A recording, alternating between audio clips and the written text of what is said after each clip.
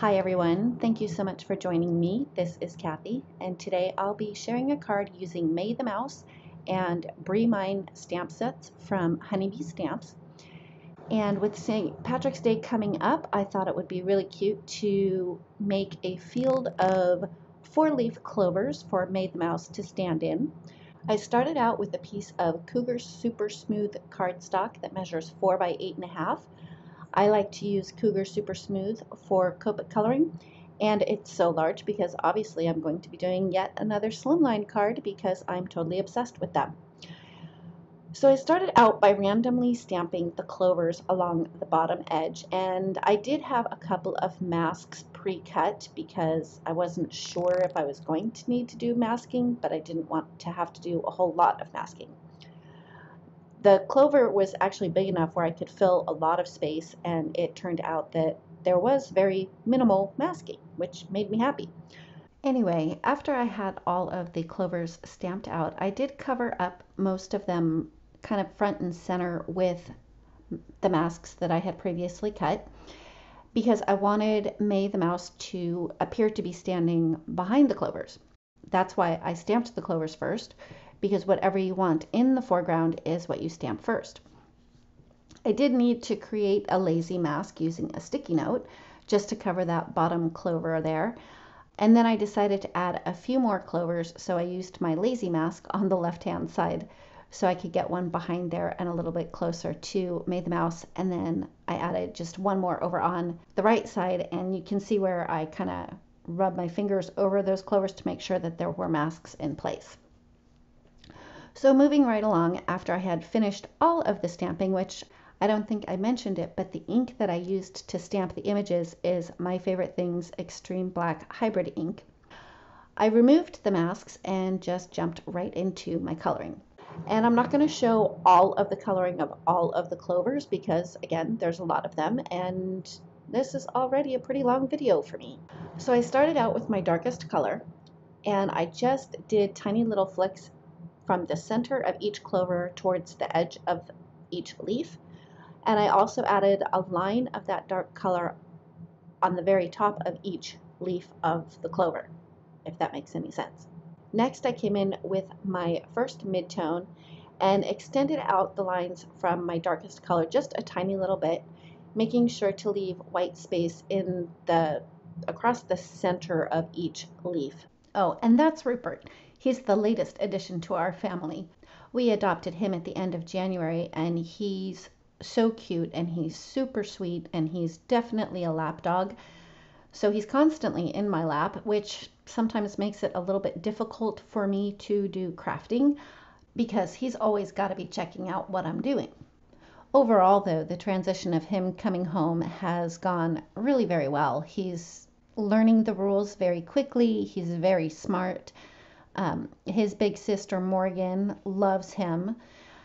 He's a little intimidated by her, I think, because of her size. She's about 43 pounds and he's only 7.5 pounds, so he gets a little nervous if she gets a little too rambunctious, but he learned pretty quick to just run to me and I pick him up. Anyway, back to the coloring. After I was done with my first midtone, I came in with my second midtone and extended the lines a little bit further, still leaving some white space. And I finished up with my lightest color, and truth be told, I don't think it was necessary to use a 4-color blend on these clovers. I could have very easily gotten away with just using 3. And on a side note, all of the Copic colors that I used will be listed down in the description below. Moving right along, to color Mae the Mouse, I used a series of E40 markers, and I started with my darkest color and added in the shadows where they would kind of naturally occur at the bottom of her ears and underneath her chin and along the bottom side of her arms. Then I went up to the very top of her head and added just a tiny little line up along the top of her head, and I did like the smallest of little flicks going downwards toward the center of her face. For the bridge of her nose, to make it appear that it's pushed back a little bit more, I did flicks straight up, and then I started to curve them a little bit to go around her eyes. I wanted her eyes to stand out a little bit more. And then I also added in some of the darkest color around the very outer edges of her face. And I did do a flicking motion, and I did them towards the center of her face, but I kind of did them in an upward flick motion. I really wanted her fur to have a lot of texture, and I really wanted to make sure that her muzzle stayed light. So I drew lines with the darkest marker down on either side of her nose, but I left a tiny little spot above her nose so that that could have a highlight to make it also appear that it's sticking out even further. Next, I went in with my first mid-tone, and for her ears, I didn't do any flicking. I just colored it in straight because I didn't think that I needed to have furry texture on her ears. But for her face, I did continue the flicking motion and extended it a little bit further than my darkest color. And the other thing is, while I was doing the flicking motion, I flicked in different directions. So like from the top of her head, I did the flicks down, and then from the bridge of her nose, I did the flicks up. On the sides of her face, I flicked them in towards the center of her face.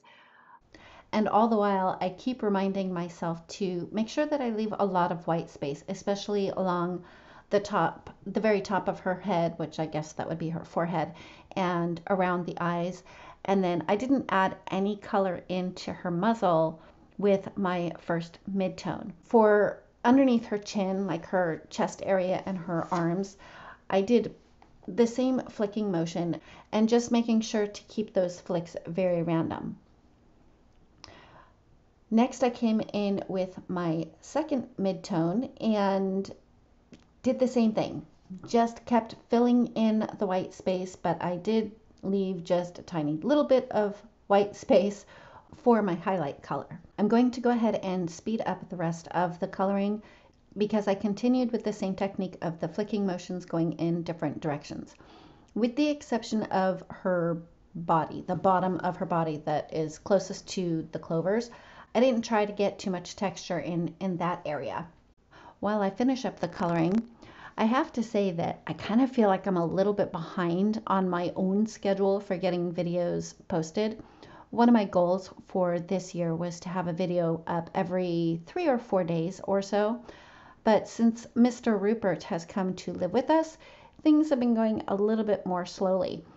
It's very rare that I actually sit down and create a card from start to finish as it is. But with Rupert, I have to stop and put him down when he wants to get off my lap, or I have to stop and pick him up when he wants to get on my lap. I had almost forgotten what it's like to have a young dog in the house because Morgan is almost 9 and our little Jacob, he crossed the bridge last November. He was 4. So having a younger dog like Rupert, who is 18 months, it has definitely kept me on my toes. He's very curious. He wants to taste everything that's in the backyard. And some of those things are questionable items to be tasting. I've taken away peanut shells. I've taken away pecan shells. He likes to pick up clumps of dirt and break them into smaller pieces. So we're working on having him not do that. Oh, and the squirrels. He's all about chasing the squirrels. We have quite a few that hang out on the fence in our backyard. And Morgan, being 9, she isn't that interested in them. I mean, she'll kind of trot to the fence to check it out, but he will take off and run as fast as his little legs will take him to that fence to chase that squirrel. And when he runs, he kind of does this weird hoppy thing. He almost looks like a rabbit. It's really cute. But we have hawks too, so we have to be very mindful of that. Needless to say, he's not allowed to be in the backyard by himself. Oh, quick note, back to the coloring really quick.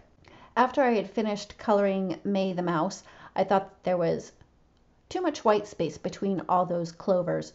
So I chose 2 different shades of green. Again, all the colors will be listed in the description below. And just filled in those white areas, doing tiny little flick marks so they kind of looked like blades of grass. I wasn't too picky about how they looked. I just wanted to fill in that white space. To create the cloudy sky, I used my trusty cloud stencil and tumbled glass Distress Oxide ink with a makeup brush. And when I got down to where Mae the Mouse was, I thought I could try to blend the ink around her and decided against that. So I just cut out a really quick mask from a sticky note and covered her up so I could finish up the ink blending. After I was done ink blending the clouds, I did go up with a really light hand using just the ink that was left on the brush to soften out some of the white areas that were really stark. Next, I ran that panel through my Gemini Junior machine with the second largest die from the Stitched Squares die set by Trinity Stamps. Then I decided to add a clover to Mae's little paw. I stamped and colored that clover on a piece of scrap paper and fussy cut that out. Then I laid it down across her paw where I wanted this stem to appear to be behind her paw. Used a pencil and made little marks. Cut the piece out of the stem that I didn't need, and then used liquid glue to adhere that into place. Next, I started working on my sentiments. I stamped the word lucky onto a piece of green cardstock with Versamark ink so I could do some heat embossing. I coated it with gold embossing powder and set that off to the side. I arranged the I'm so and You're my friend sentiments in my stamp platform just to make sure that I had them nice and lined up. I treated a piece of black cardstock with my anti-static powder bag and stamped those sentiments using Versamark ink as well. I coated those with detail white embossing powder and then heat set both the sentiments. I ran the lucky word through my Gemini Junior die cutting machine with the coordinating die, and I used a fishtail banner die for the other two sentiments, and then I just trimmed them apart so that I could arrange them on the front of my card. I had also die cut a piece of green cardstock using the largest scallop Slimline die, which is also by Trinity Stamps, and adhered the stamped and colored panel to the green scallop. Then I adhered that to the front of a Slimline card, and for my card base I used 80-pound Nina Solar White Classic cardstock. I cut it to 7.5 inches by 8.5 inches, which is a little bit larger than I usually cut it for a Slimline card, but because of the scallops I wanted to make sure that I had a little white border all the way around. So after I cut it to 7.5 by 8.5, I folded it along the 7.5 inch side, so the completed card size is 3.25 by 8.5. Next, I arranged the sentiments and I adhered the white embossed sentiments with liquid glue, and I had put some foam tape on the back of the word lucky. I adhered those into place and then decided to add a couple of gold sequins just to bring out the gold embossing on the word lucky. And the last thing I did to finish up my card was I used my Stardust Jelly Roll pen and added just a tiny little bit of sparkle on the clover that Mae the Mouse is holding. And that's it. That finishes up my card for today. Thank you so much for joining me. If you like this video, please give it a thumbs up. If you've not yet subscribed, I'd love it if you would. And don't forget to ring the bell so you're notified every time a new video is posted. Thanks again, and we'll see you next time.